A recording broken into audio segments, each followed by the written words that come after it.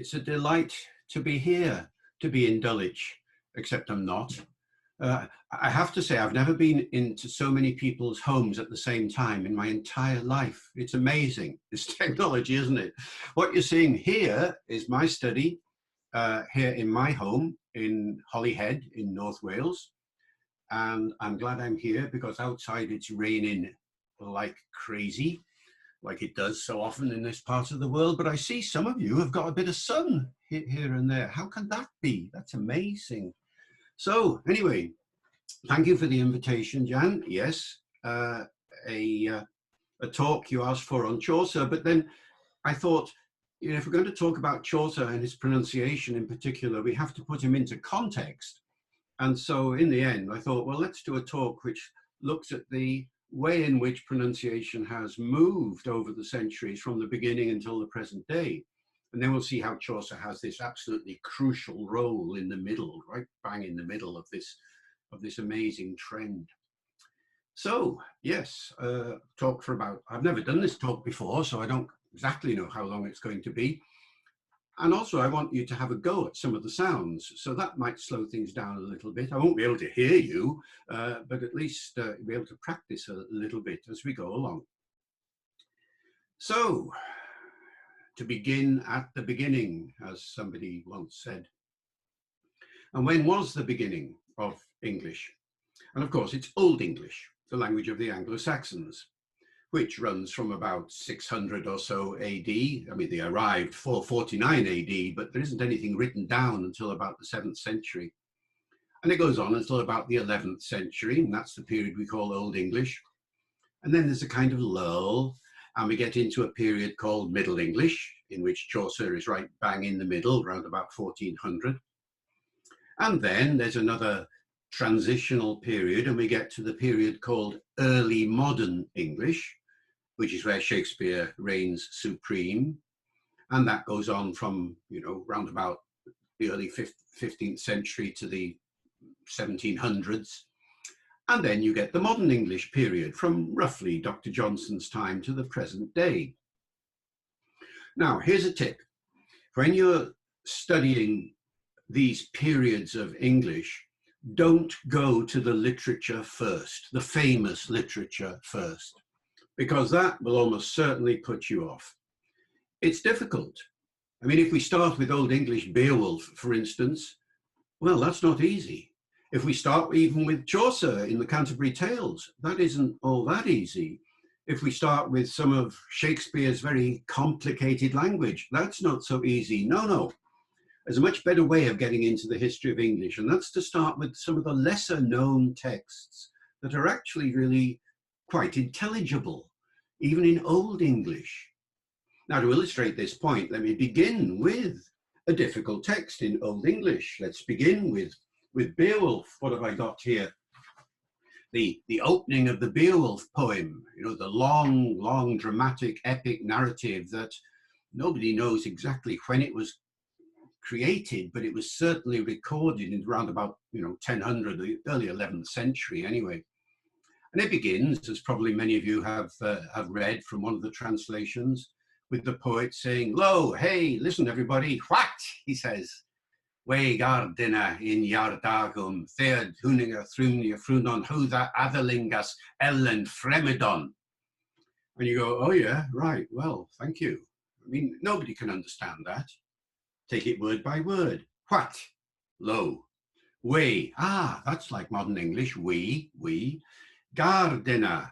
Gar, a spear. Gardina. Denna, Danes. We spear Danes.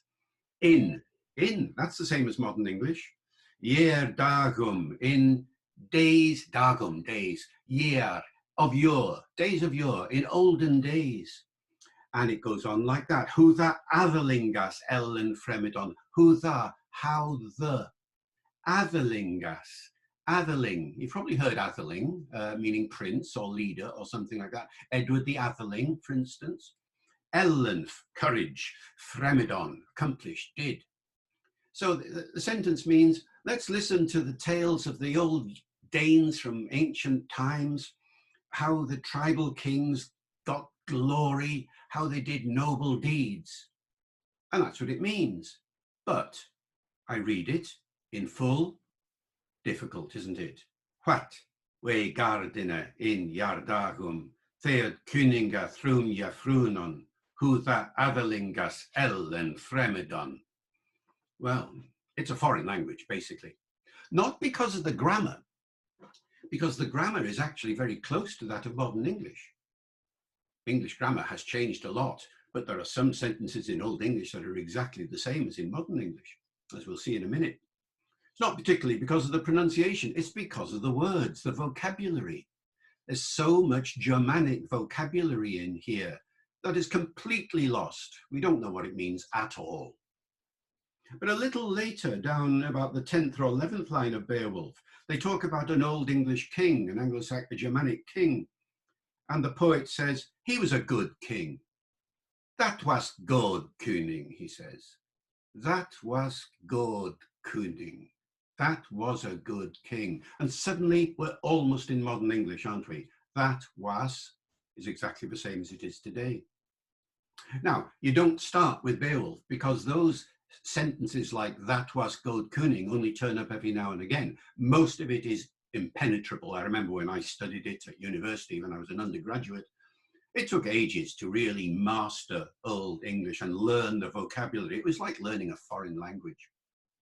So you start with something easier in Old English.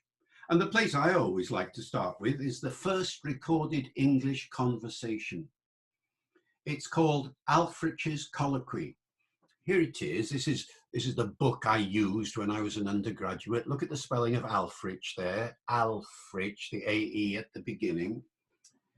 It's a colloquy, a conversation. Again, 11th century. It's a description written by somebody, we don't quite know who. Alfrich, yes, but he was a bishop, but or an abbot, really, I suppose we would say. And we don't quite know who translated it into English because the original text, which was in Latin, had an interlinear transcription written into one of the manuscripts. And that's how we know it in Old English. We don't quite know who did that. It's a conversation between a teacher and his students, teaching them Latin, of course. And it begins by the teacher saying, right, what do you want to learn? And the kids say, or the students say, oh, teach us what you like, teacher. We want to learn. We want to learn. He says, would you like to be beaten to be learned? He says, yes, we'd rather be beaten than not learn at all. Thank you, teacher. I mean, you know, really olden times, this, I suppose. Anyway, the point is, he then teaches them by going around various occupations. And he says, let's imagine that you're a fisherman, you're a hunter, you're a whatever. And here's a little bit of the dialogue. And he says to somebody, you know, is that one of your companions? Is that of Thina Yaferum? And the man replies, yeah, he is. Yeah, he is. I mean, that's exactly like modern English. Yeah, even, Y-E-A.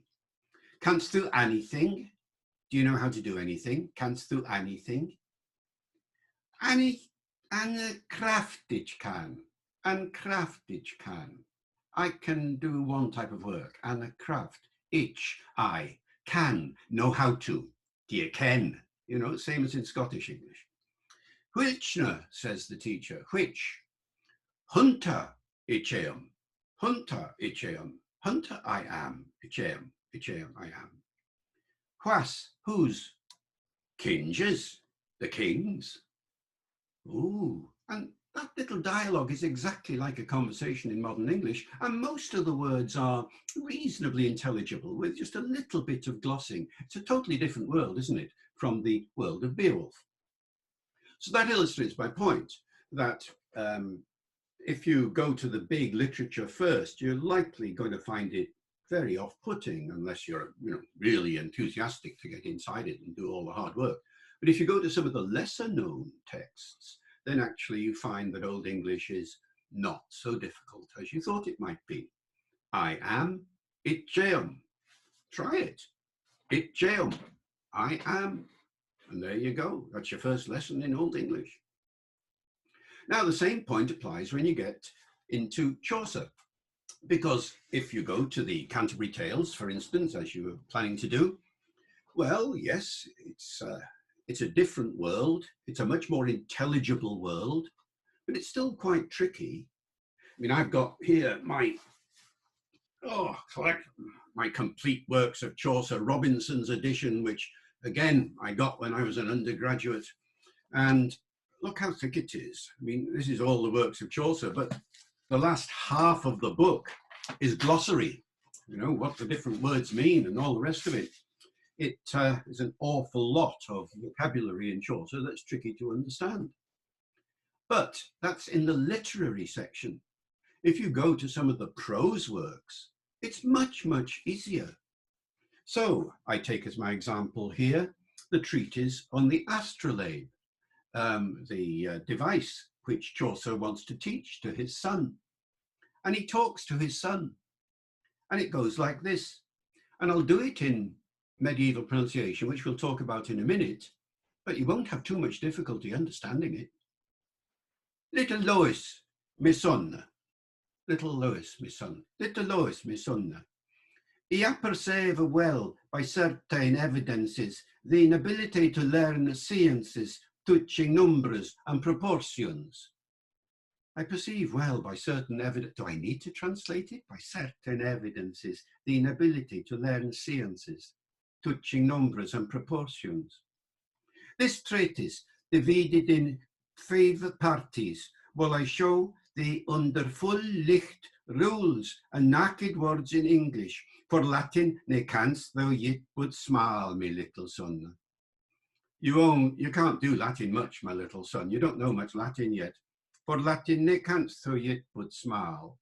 You only know little smile, little, me little son. And it goes on like this. And every now and then you get some technical terminology, but on the whole, it's a very colloquial, natural style. And the pronunciation doesn't get too much in the way, I hope, and we'll go into that in just a moment. But the most noticeable difference with Old English, of course, is that the vocabulary is now much more familiar. There might be a couple of words that you have difficulty with, but it's intelligible because of what happened. And what happened was 1066. We get beaten up, in come the French scribes take over, and immediately the language changes.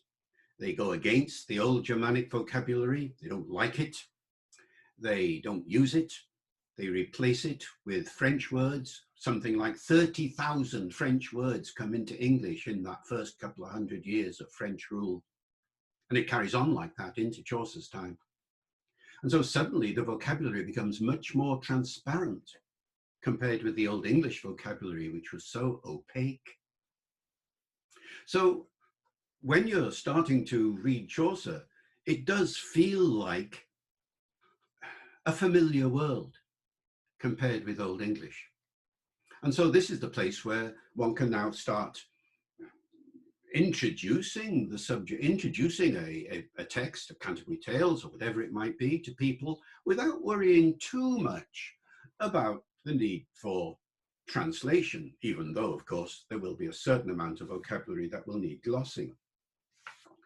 So let me take now the beginning of the Canterbury Tales, and we're going to look at it in a little bit of detail, because I want you all to, at the end of it, feel that you could say it in a medieval way, reasonably plausibly, reasonably confidently.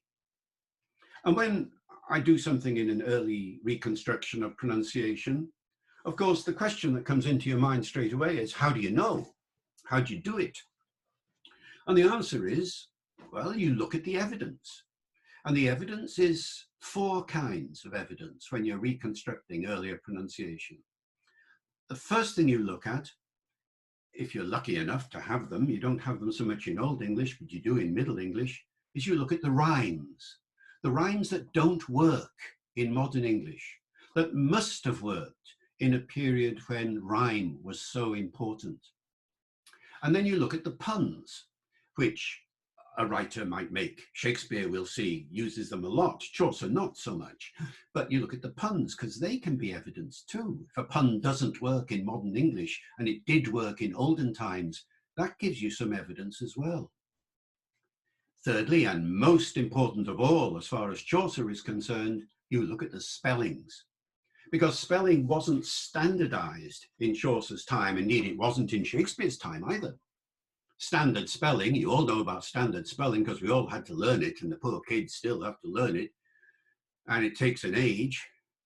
And only since the 18th century has this notion of correct spelling, of a standard English spelling, been part of all our lives. Before that, people spelt more or less as they wanted to, and nobody would tell them off. So in Shakespeare's time even, there's a huge amount of spelling variation. And in Chaucer's time, even more. So people spelt as they spoke. And we'll see that coming to life in just a few moments. And then fourthly, you read what is written at the time by people who describe pronunciation. This is very important when we get to Shakespeare. Chaucer, not so much. But an awful lot of people do over the centuries, you know, talk about the way in which people pronounce their words and sentences in a contemporaneous sort of way. So there are the four kinds of evidence then: the rhymes, the puns, the spellings, and the commentary that people make. And you put all that together and you reconstruct, never 100%. One can never be absolutely certain, you know. It's the best you can do, the best guess that you can do. And one of the things you have to remember is that at any period in the history of English, there were innumerable dialects and accents, of course. And so just because you reconstruct one accent doesn't mean to say that if you did it in a different accent, it wouldn't be just as plausible. And indeed, this evening, what you're hearing is a reconstruction of Chaucer through the accent of David Crystal. And any one of you watching, listening, if you were to do it, you're going to hear Chaucer through your accent as well. Well, that's fine. There would have been, we know there were many, many accents in those days. And we know it because of the spelling variations. And indeed, in the Reeve's Tale, we get this perfect example where Chaucer tells the story of a miller who's trying to get the corn from a Cambridge college without fraudulently. And a couple of students go down to sort him out, and they arrive, and the students talk to the miller, and Chaucer gives them different accents. And it's the first time in English literature we see different accents being used in that way. And the students come down from the north. They've got northern accents, and the miller has a southern accent. And how do we know? Because Chaucer spells them differently. So he takes a word like go, G-O in modern English, and indeed G-O or G-O-O in Chaucer's time, presumably something like go. And the students spell the word G-A, presumably something like ga, which of course you still get these days up north in Yorkshire and places. I'm gone out, I'm gone, you know, that sort of accent. So go and ga, written by Chaucer. So you look at the spellings in that way. So let's look at the opening of the Canterbury Tales, which I choose because it's, you know, the most famous, I suppose, really, of the whole thing. And let me first of all read it in a modern English accent to stress the differences, and then in Chaucer's accent, or one of the accents that might have been used at the time. When that April with it, no, it doesn't work in modern English at all, does it really? When that April with his showers sweet, the draught of March hath pierced to the root. I mean, immediately you see the rhyme's not working. And bathed every vein in such liquor, of which virtue engendered is the flower, liquor, flower. None of the rhymes are working at all. When Zephyrus, eke with his sweet breath, inspired hath in every holt and heath. None of the rhymes work, or hardly any of them. Now, I can't do it. I just can't do it. When that April, with his shores sote, the draught of March hath pierced to the rote, and bathed every vein in switch liquor, of which virtue engendered is the floor. When Zephyrus eke with his sweet breath, in spirit hath in every holt and heath, the tender croppers, and the younger sun hath in the ram his alva course run. And smile a fool as mark and melody, at slepen al the nicht with open ear. So pricketh hem natuur in her courages, than longen folk to go on pilgrimages. Now it's lovely. The rhymes all work now. It's fantastic. Let's look at it word by word. Juan for when. And if you want to read it along with me or say the words along with me, please do so. Juan that April. April today, April. That's why it's spelt with an A, because it used to be pronounced A. With his showers, showers. Sote, sweet, sote. The drocht of March, drocht, the ch sound, of course. That's why all those GHs are in English these days, because they used to be pronounced with what's technically called a velar fricative, the ch sound towards the back of the mouth. As in Welsh, we have it around here in Welsh all the time, bach, and in Scots, loch as well, that ch sound, the drocht of March. March, March. You can trill it if you like, March. The R was pronounced. All R's are pronounced after the vowel, right up to Shakespeare's time and beyond. Hath pierced, hath pierced, to the rote, to the root, to the rote. And bathed, bathed. Now have you noticed? April, bathed, bathed. Notice the relationship. Anything with an A in is likely to come out with an A. And bathed every vein, in switch liqueur, switch, liqueur, of which virtue, that ch sound comes in much later in English. This is the influence of French, of course. Engendered. That's almost the same. Engendered. The short vowels don't change very much. You'll notice this. Do you remember the Old English example? That was, two short vowels. That was, they haven't changed. Engendered, haven't changed. Is the floor, flower. Juan, there's Juan again, when, Zephyrus, ek, with his sweeter breath,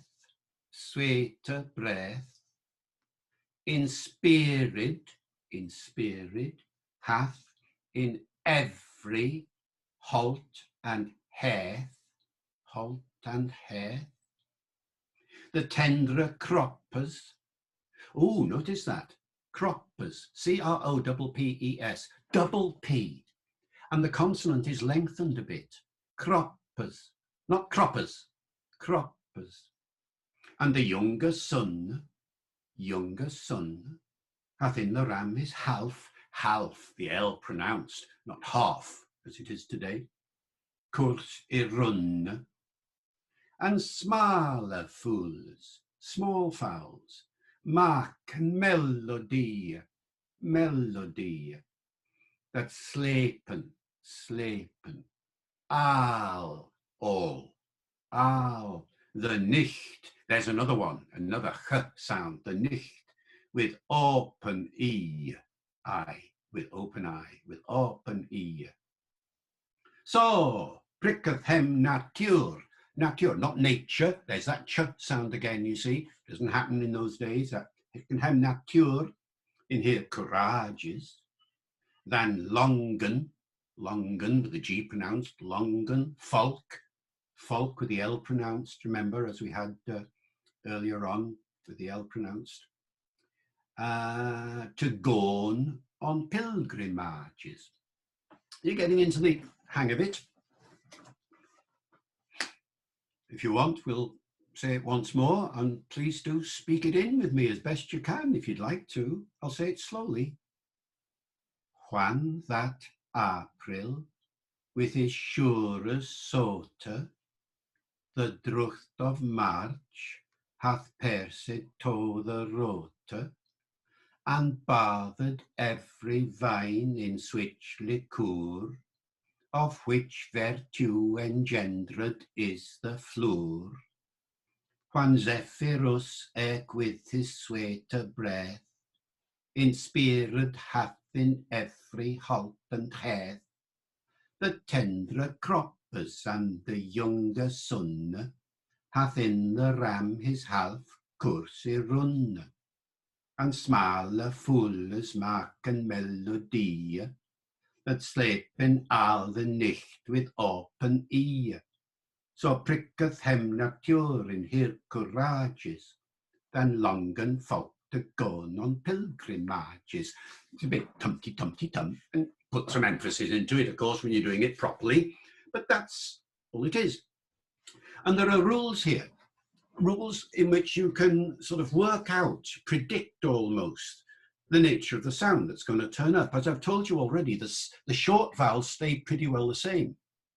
Most of the consonants are the same. It's the long vowels and the diphthongs, the vowels with two qualities in, that change so much.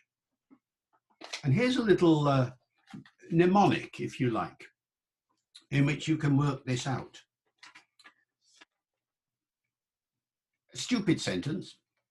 So, it is time to see the shoes on the same feet now. Crazy sentence, but so was saw. It is time was team. To see was say.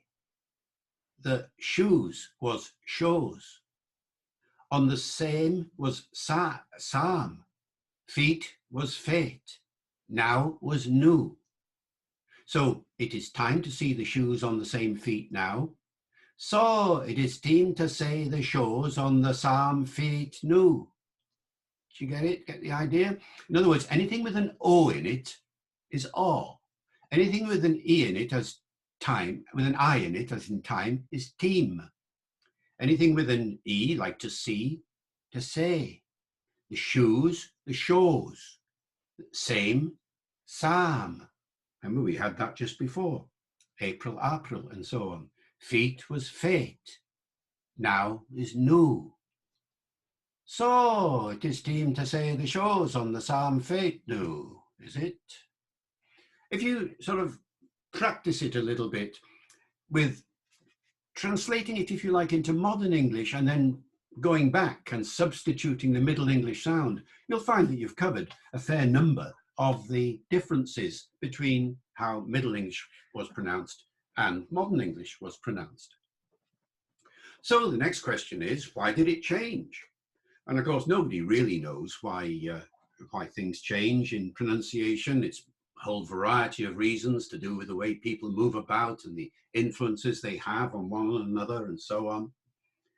But something critical happened just after Chaucer was around. The phonologists, the people who study the history of sounds, call it the great vowel shift. It's a shift in the pronunciation. Those vowels that I just told you about, so it is time to see the shoes, all of those changed between Chaucer's time and Shakespeare's time. That's when the bulk of the changes took place.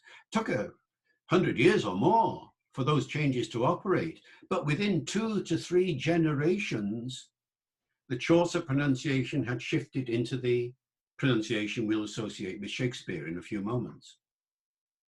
So much so that probably grandparents and grandchildren might have had some difficulty understanding each other at the time.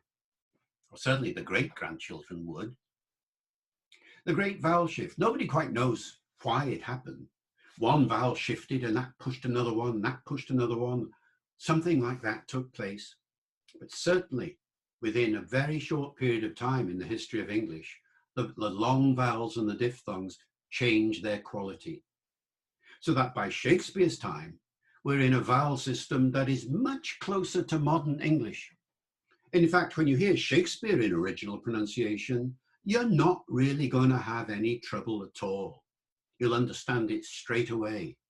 Again, you might have the occasional difficult word and the occasional odd word order because of the meter of a poem or something like that.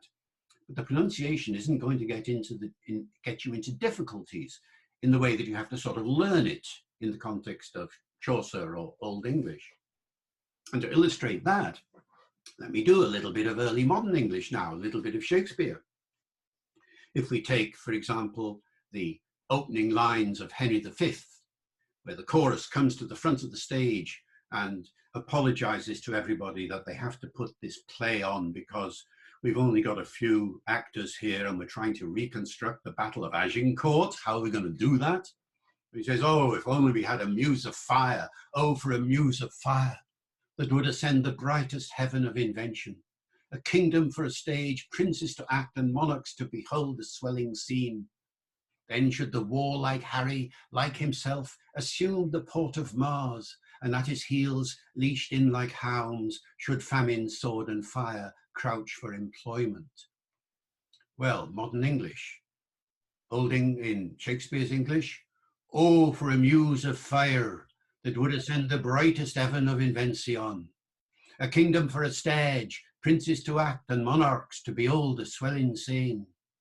Then should the warlike Harry, like himself, assume the port of Mars, and at his heels, lashed in like hounds, should famine, sword and fire crouch for employment.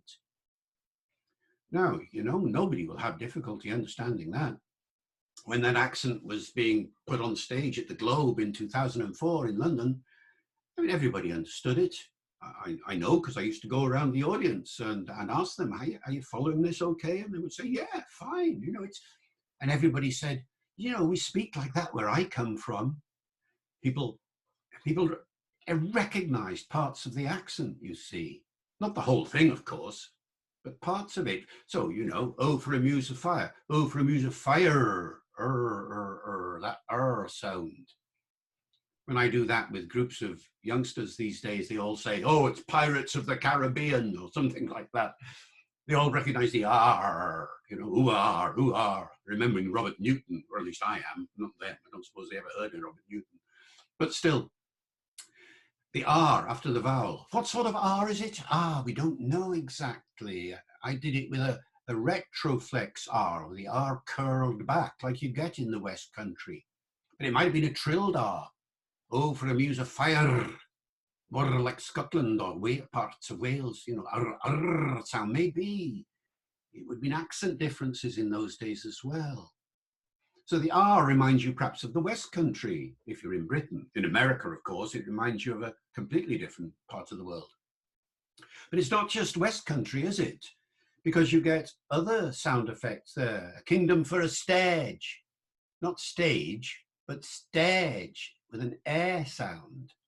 Where do you hear that these days? Well, where do you hear stage? Good day.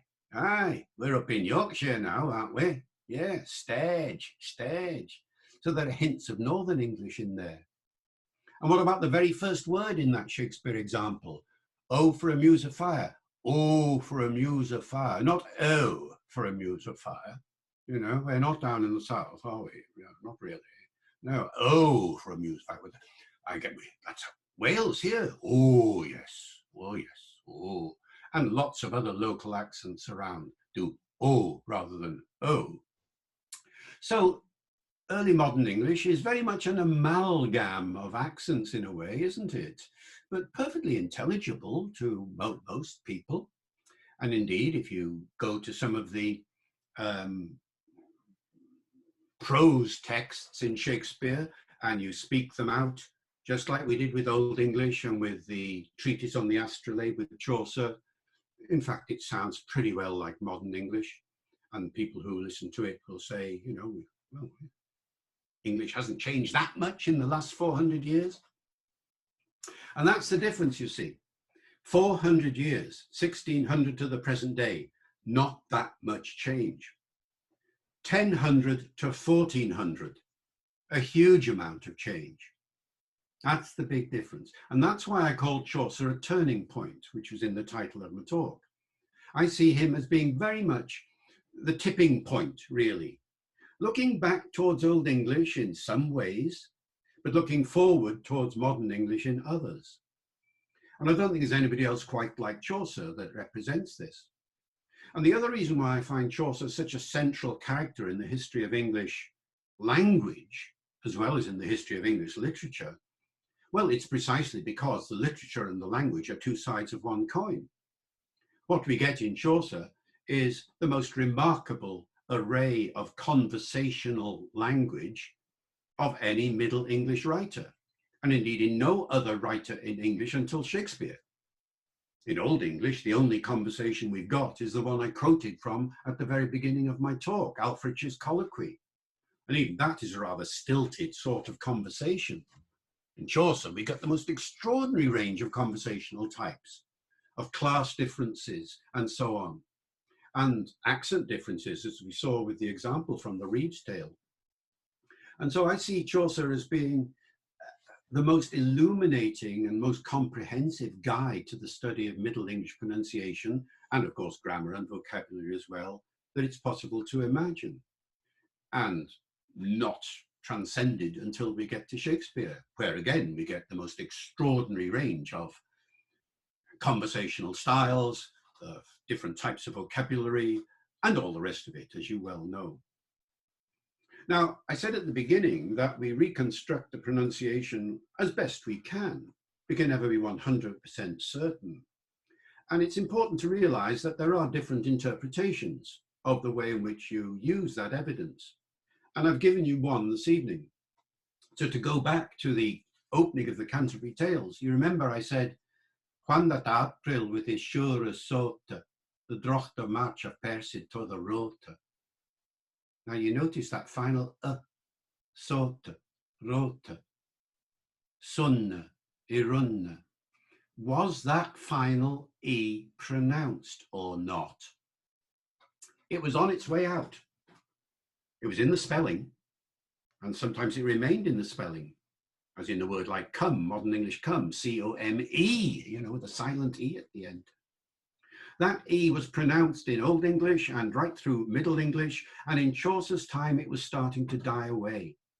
A century later, and nobody was pronouncing that final E, even if it was there in the spelling. So the question is, was it there in Chaucer's time? Did Chaucer himself say sote and rote, or did he simply say sote and rote, and sun and irun, and melody and E? Did he or didn't he? I don't know. It's a choice. And this is the thing, when you're doing Chaucer or Shakespeare, the language reconstruction presents you with choices. And it's your choice whether you decide, whether you feel that the rhythm flows better with those final E's pronounced in Chaucer, or whether you feel it doesn't. And we could discuss for ages the pros and cons of doing it either way. So there's a dramaturgical set of choices that has to be made when you're reading aloud something in an older English reconstruction. And that's part of the fun, I think, of the rehearsal process when you're dealing with this sort of thing. But be warned, when you start talking about all of this, that rehearsal process can get longer and longer and longer. I've never had any experience of doing it with Chaucer. You're going to be doing that. It'll be interesting to see what happens. But I've had huge experience of doing it with Shakespeare.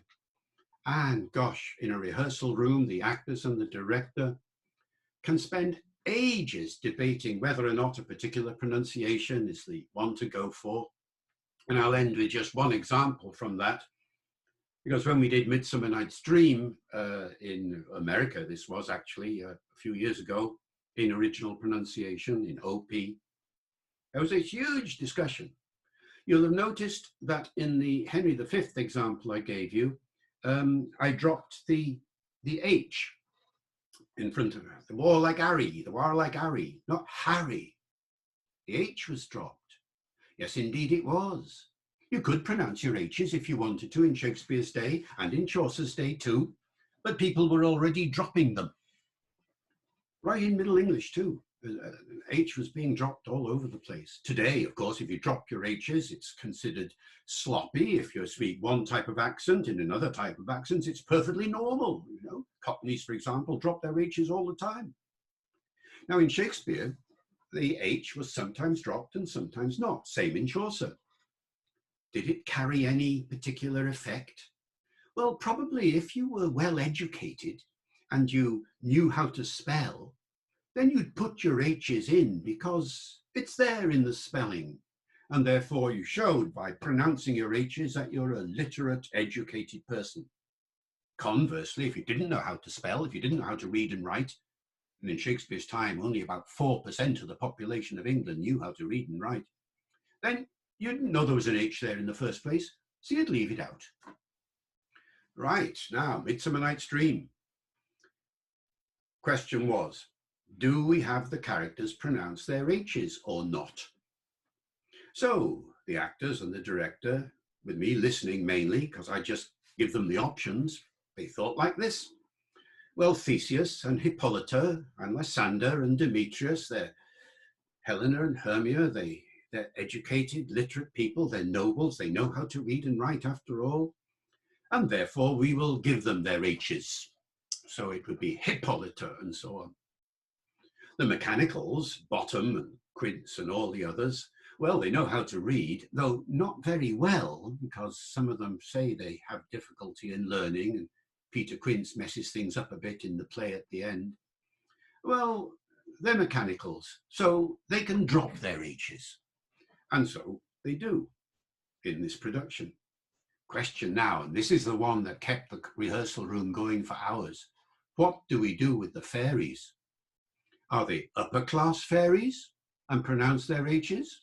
Or are they lower class fairies and drop their H's? And there was a huge debate about this. In the end, they decided that the fairies were lower class fairies. They, after all, mess about with grasshoppers and things like this, and so they dropped their H's. And actually, this produced a rather interesting side effect, because when, if you know the play, you remember the play, Puck at one point is chasing the lovers through the forest and putting on their voices so that they don't fight each other. Well, at that point, Puck, who normally drops his H's, can add them again when he's mimicking the voices of the upper class characters. And nobody expected that to happen. It was one of those lovely discoveries, you know, that come when you make a decision and then follow it through and realize that you discover something you never realized before. And to get back to Chaucer, that will happen with you. If you start using some original pronunciation with Chaucer, you will find quite frequently all sorts of fascinating rhymes, occasional puns maybe, certainly new rhythms and an overall phonesthetic effect that you weren't expecting. And that's what's going to keep the conversation going. And that's going to be part of the fascination as well as the challenge of doing what you're planning to do.